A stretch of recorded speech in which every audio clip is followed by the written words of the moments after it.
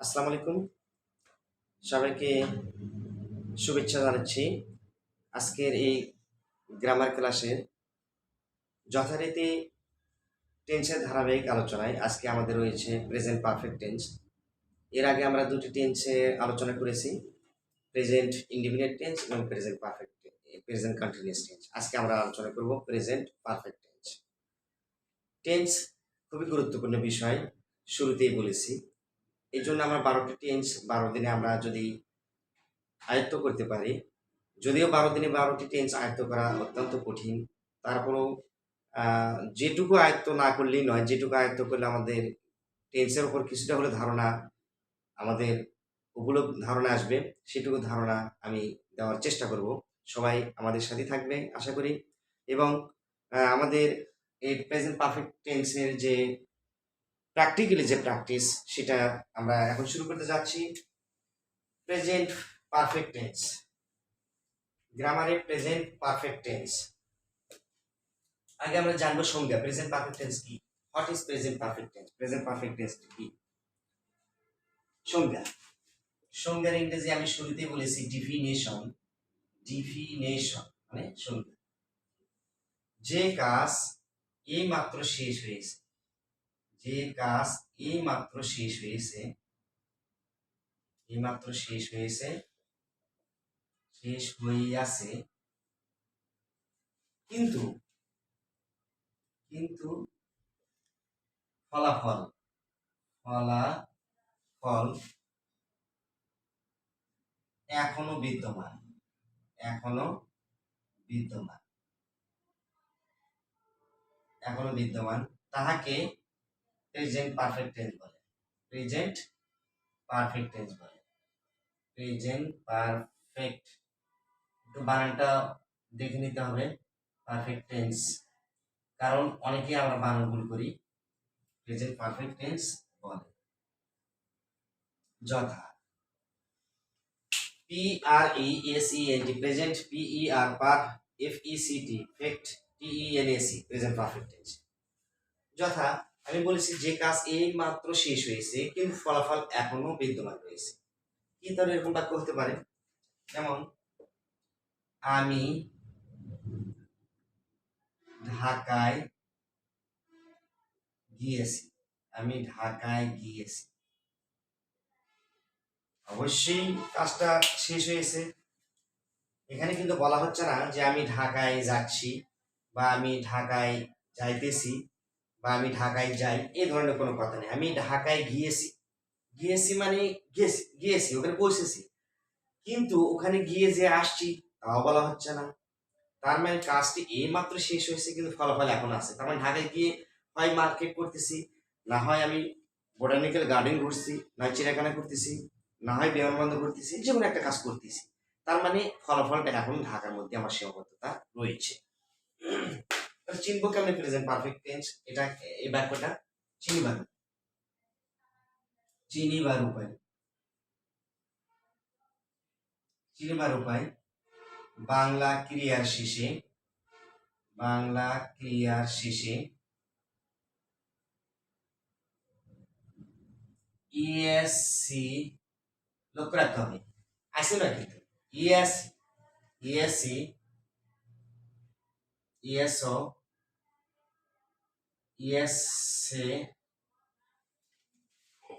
ESN, ESN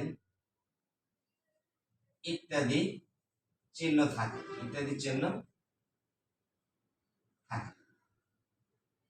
এই যে গিয়াসি, গিয়াসি শেষে ইয়াসি, ইয়াসি, ইয়াসি কথা উল্লেখ হয়েছে। যেমন আমি ভাত খাইয়াছি, সে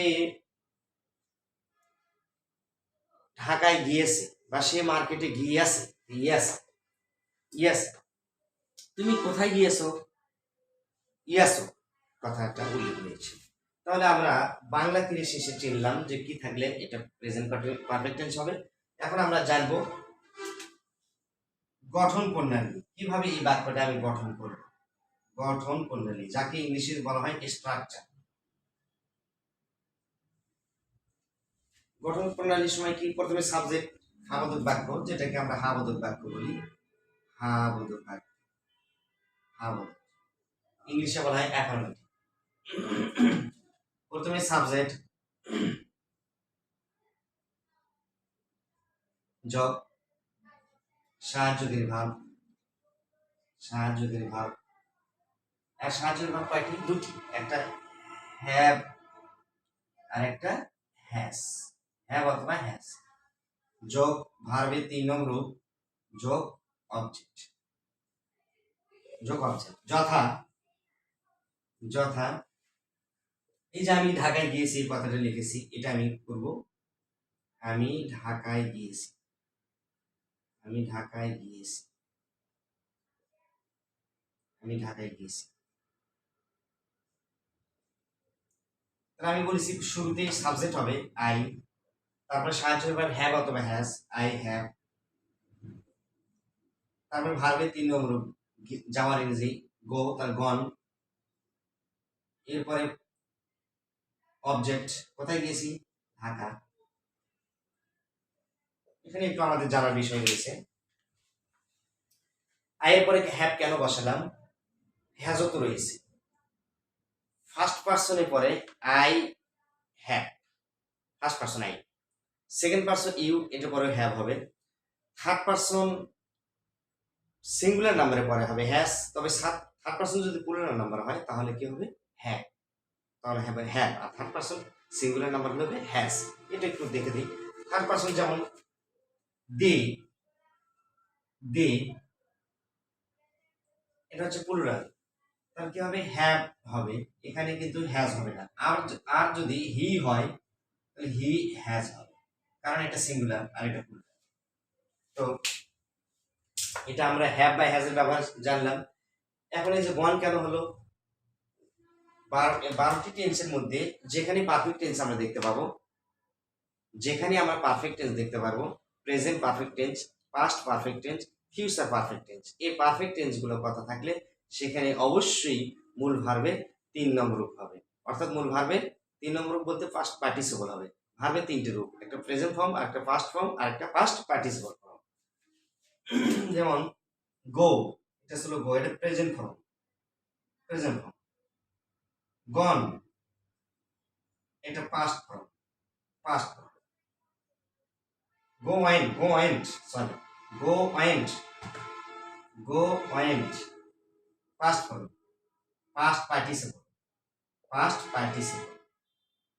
Going, gone, going, gone, G-O-N-E, gone, G-O-N-E, gone.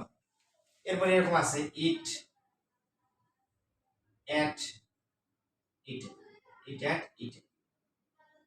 হ্যাঁ, এরপরে আরো রয়েছে যেমন arise, arose, arisen, drink, drank, drunk, drink, drunk, drunk, do, did, done ইত্যাদি রয়েছে। এটা হচ্ছে ভার্বের আমরা রূপ জেনে নেব।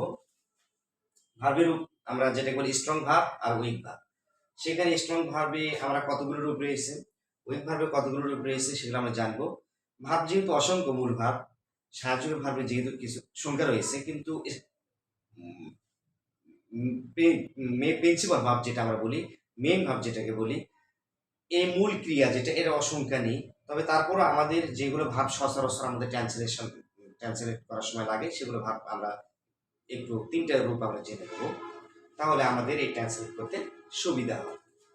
তো আমরা শিক্ষার্থী বন্ধুরা, আমরা খুব সুন্দরভাবে জানতে পারলাম যে প্রেজেন্ট পারফেক্ট টেন্সের সংজ্ঞা, উদাহরণ, মানে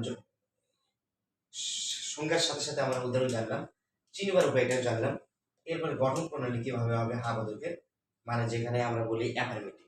তো আমরা যেহেতু পূর্বের টেন্সগুলোতে নাবোধক আমরা গঠন শিখেছি, প্রশ্নবোধক গঠন শিখেছি, প্রশ্ন নাবোধক গঠন শিখেছি, নতুন করে এই টেন্সের এগুলো আর গঠন করার শিখতে এই জন্য হবে না। আমরা পূর্বেই বলেছি একটি টেন্সের যদি আমরা 4টি ফর্ম আমরা জেনে নিই, তাহলে 12টি টেন্সের সব টেন্সেরই 4টি ফর্ম আমাদের জন্য জানা সহজ। কারণ এখানে I have gone to Dhaka, আমি ঢাকায় গিয়েছি। যদি বলে আমি ঢাকায় যাইনি, তাহলে I have not gone to Dhaka.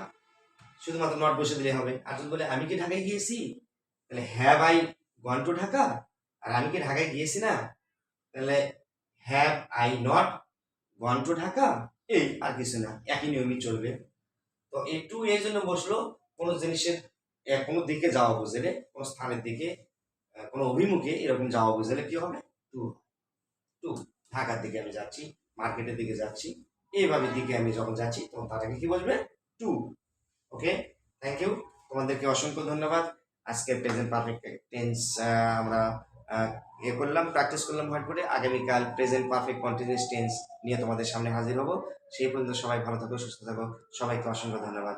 আসসালামু আলাইকুম।